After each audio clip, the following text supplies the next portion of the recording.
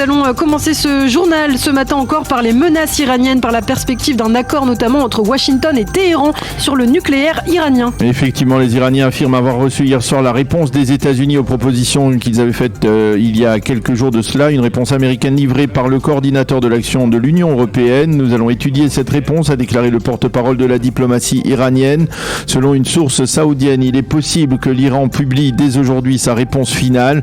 Côté américain, on précise d'emblée que la réponse américaine ne correspond pas aux exigences des Iraniens. Ainsi, les Américains auraient repoussé l'idée de dédommagement en cas de remise en cause de l'accord par Washington. Il faut désormais voir si les Iraniens comprennent que c'est là la meilleure proposition qu'ils pourront obtenir ou bien s'ils espèrent obtenir plus encore, a déclaré le porte-parole du Conseil de sécurité nationale John Kirby. Il a reconnu qu'il y avait encore des divergences de vues entre les États-Unis et l'Iran.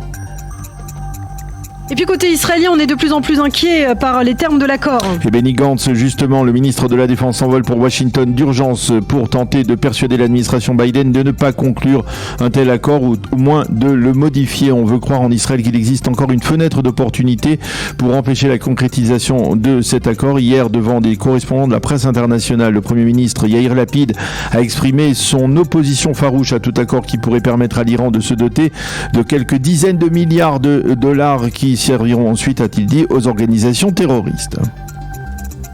Et puis hier soir, l'ancien Premier ministre Benjamin Netanyahou a donné une conférence de presse durant laquelle il a vivement critiqué cet accord qui se trame. Oui, pour M. Netanyahou, l'accord de Vienne renouvelé met en danger la sécurité d'Israël et son avenir. Le chef de l'opposition a détaillé les points de l'accord qui sont les plus dangereux du point de vue d'Israël, comme la possibilité pour Téhéran de se doter de centrifugeuses sophistiquées capables d'enrichir l'uranium et le fait que la levée des sanctions économiques permettra aux Iraniens d'insuffler des milliards de dollars dans les comptes en banque des organisations terroristes qu'ils soutiennent. Pour Benjamin Netanyahou, l'accord qui se précise permet à l'Iran de recevoir tout sans rien donner. Fin de citation. Et puis il s'avère qu'il y a des divergences de vues conséquentes en Israël au sein des différents services de sécurité à propos de l'accord de Vienne.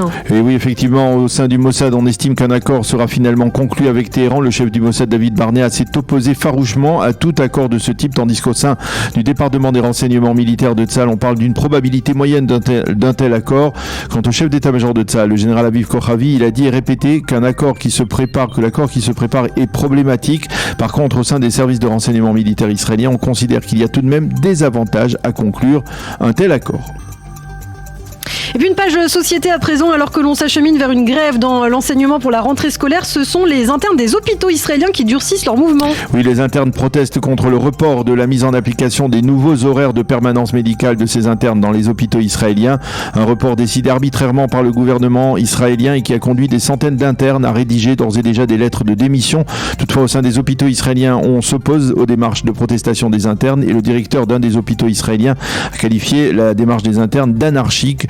À l'hôpital Ichilov, on affirme même que tout interne qui démissionnera et ou présentera donc sa lettre de démission perdra automatiquement sa place. Et puis enfin, pour terminer, Daniel, hier soir sur la place du théâtre Habima, plusieurs centaines de personnes se sont rassemblées pour soutenir l'Ukraine à l'occasion de sa journée d'indépendance. Oui, c'était sur la place d'Habima à Tel Aviv, bien entendu. Les participants ont chanté des chants ukrainiens et ont brandi des drapeaux bleus et jaunes.